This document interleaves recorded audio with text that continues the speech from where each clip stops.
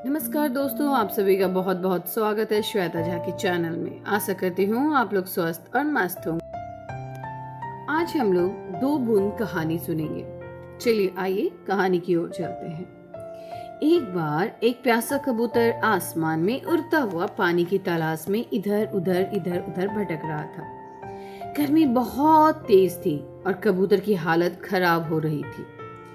प्यास से उसकी गले पूरे सूख रहे थे। वह तड़प रहा था। वह कबूतर उड़ते उड़ते वह एक बाग में पहुंच गया, जहां एक बच्चा अपने हाथ में पानी की बोतल लिए बैठा था।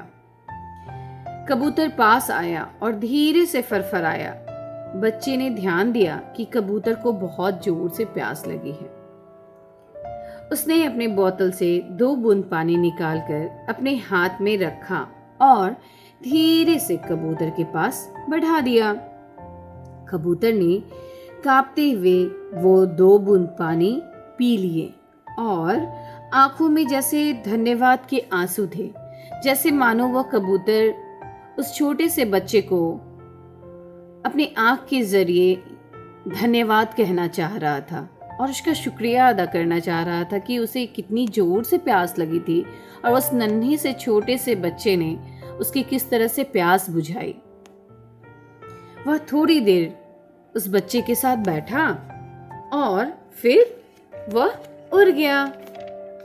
कुछ ही समय बाद वही बच्चा अपने दोस्तों के साथ नदी किनारे खेल रहा था। तभी उसका पैर फिसला और वह नदी में वह बच्चा गिर गया।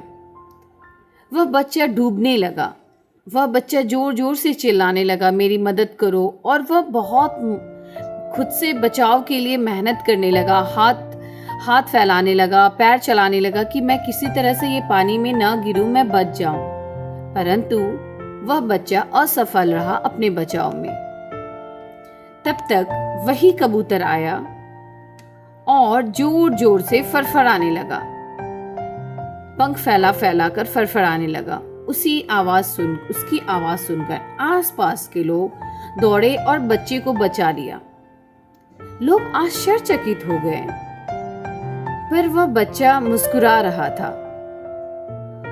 किसी भी आदमी को यह समझ नहीं आ रहा था, लोगों को समझ नहीं आ रहा था कि यह बच्चा मुस्कुरा कैसे रहा है और यह कबूतर किस तरह से इस बच्चे की हेल्प की, मदद की।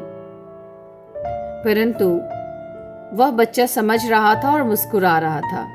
उस बच्चे को समझ आ गया था, दया कभी व्यर्थ नहीं जाती है। ठीक उसी प्रकार जिस प्रकार वह कबूतर गर्मी के दिनों में प्यासा प्यासा इधर उधर भटक रहा था और वह नन्हा सा बच्चा अपने हाथों में पानी निकालकर उस कबूतर की प्यास बुझाई, उसकी सेवा की, उस पर दया किया।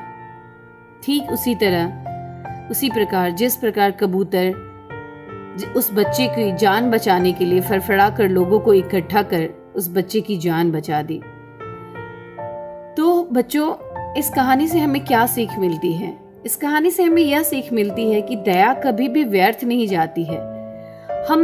हम अपने से कमजोर या हम अपने से किसी भी आदमी के लिए हम दया कर सकते हैं। दया इन द सेंस कि हम किसी की मदद कर सकते हैं। हमारी मदद, हमारी हेल्प, हमारी केयर कभी भी व्यर्थ नहीं जाती है। बाय बाय, टेक केयर, अपना ख्याल रखें आप लोग। और प्लीज़ मेरे वीडियोस को लाइक करें, शेयर करें और कमेंट करें, सब्सक्राइब करें। Bye bye.